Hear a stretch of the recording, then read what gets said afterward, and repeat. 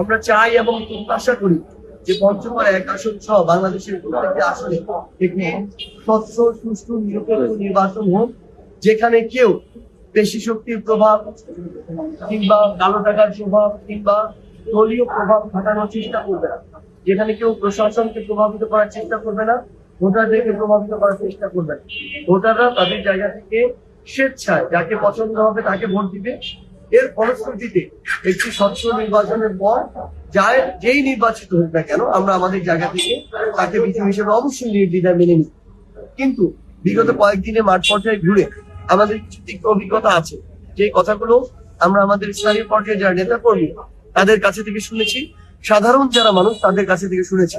বিশেষত একটি রাজনৈতিক দল, বাংলাদেশ জাতীয়তাবাদী দল বিএনপির, তাদের স্থানীয় পর্যায়ে ওয়ার্ডের সভাপতি সেক্রেটারি, ইউনিয়ন সভাপতি সেক্রেটারি, ক্ষেত্র বিশেষে উপজেলা সভাপতি সেক্রেটারি কিংবা কিছু কিছু ক্ষেত্রে কোনো পদে নেই কিংবা তাদের কর্মী, এইরকম মানুষগুলো সাধারণ মানুষদেরকে হুমকি দিচ্ছে।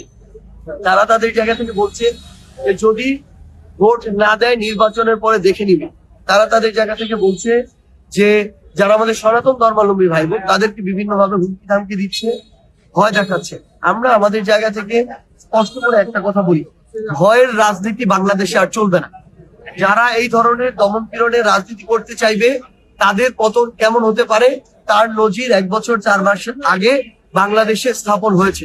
আমরা স্পষ্ট করে আমাদের জায়গা থেকে আহ্বান করতে চাই যে সেটা বিএনপি হোক, সেটা এনসিপি হোক, 10 দলীয় ঐক্যজোট হোক কিংবা অন্যান্য যারা আছেন, আমরা আমাদের জায়গা থেকে ভোটারদের কাছে ভোট চাইতে পারি, আমরা কারণ তুলে ধরতে পারি, কিন্তু দিতে হবে, না দিলে এটা হবে, না দিলে দেখে নিবে, এই ধরনের কথা আমরা কোনোভাবে প্রত্যাশা করি না।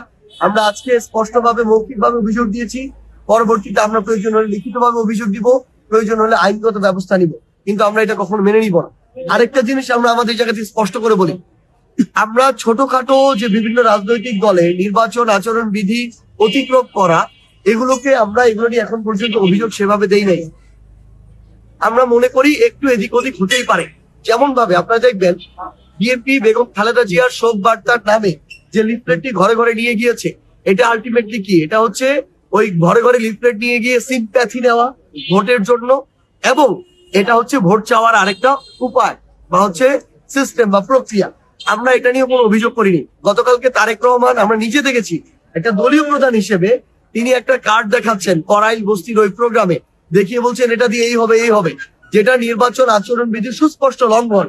তিনি কাউকে প্রলুব্ধ করে এভাবে ভোট চাইতে পারেন না। একজন দলীয় প্রধান যদি তার জায়গা থেকে এভাবে একটা কার্ড দেখিয়ে মানুষকে, যেটার কোনো অস্তিত্ব নাই এখন, তারা সরকার গঠন করতে পারবে কিনা এটারও কোনো নিশ্চয়তা নাই, সেখানে তিনি এভাবে মানুষকে প্রলুব্ধ করে ভোট চাইতে পারেন না।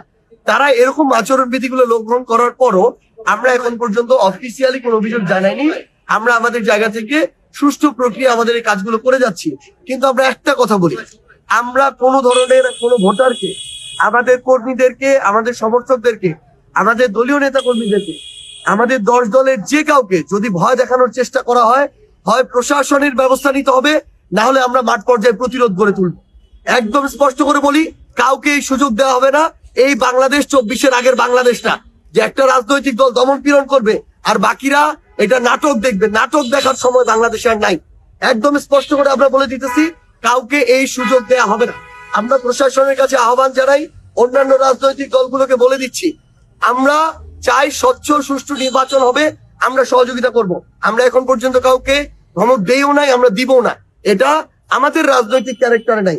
কিন্তু আমরা স্পষ্ট করে বলি, আমরা আমাদের জায়গা থেকে এটা মেনেও নিব না, এবং এই ধরনের মিথ্যা প্রলোভন দেখিয়ে জনগণকে যেন বিভ্রান্ত না করা হয় এবং জনগণও যেন বিভ্রান্ত না হয়, সেটা আমরা আমাদের জায়গা থেকে প্রত্যাশা করি। কারণটা, সর্বশেষ কারণটা বলি, কারণ এই যে বিএনপির পক্ষ থেকে যে কার্ডের আলাপটা দেওয়া হচ্ছে, এই কার্ড দিয়ে জনগণকে বসে চাল ডাল তেল লবণ সব দিবে, তারা কি জনগণকে অক্ষম করে তুলতে চায়? জনগণ প্রতিনিয়ত তার জীবিকা উপার্জনের জন্য একটা ফাইট করে, যে ফাইটের মধ্য দিয়ে তারা সবসময় নিজে স্বাবলম্বী হয়ে তোলে। যখন এই যে প্রক্রিয়াটা, এইভাবে তো জনগণকে ধীরে ধীরে অক্ষম করে তোলা একটা প্রক্রিয়া করা হচ্ছে, তার কিছু লাগবে না, সব ঘরে এনে দেওয়া হবে, এরপরে নতুন কার্ড আসবে যেটা দিয়ে খাওয়াই দেওয়া হবে। এরকম করে কি আমাদের এই যে জনশক্তি, এটা কি অক্ষম জনশক্তিকে পরিকল্পনা করার, অক্ষম জনশক্তি তৈরি করার পরিকল্পনা করা হচ্ছে কিনা, এটা আমাদের উত্তর লাগবে। কারণ আমরা মনে করি যে কোনো জায়গায় দুর্বল সেটা অর্থনৈতিক ভাবে হোক, অন্য কোনো ভাবে হোক, তাকে সবল করার প্রক্রিয়া নেওয়া উচিত। সহায়তা দিয়ে আরো দুর্বল করার প্রক্রিয়া, এটা দেশকে ধীরে ধীরে ধ্বংসের দিকে নেওয়ার একটা চক্রান্ত। আমরা মনে করি এটা রাজনৈতিক অদূরদর্শিতা তাদের এই পদক্ষেপটি। তো আমরা আমাদের জায়গা থেকে ওভারঅল এইটুকুই বলতে চাই, পুরো বাংলাদেশে আমরা একটা স্বচ্ছ সুষ্ঠু নির্বাচন চাই। এটার জন্য আমাদের সর্বাত্মক সহযোগিতা থাকবে। আমরা প্রশাসন এবং অন্যান্য রাজনৈতিক দলেরও সর্বাত্মক সহযোগিতা চাই। সবাইকে ধন্যবাদ।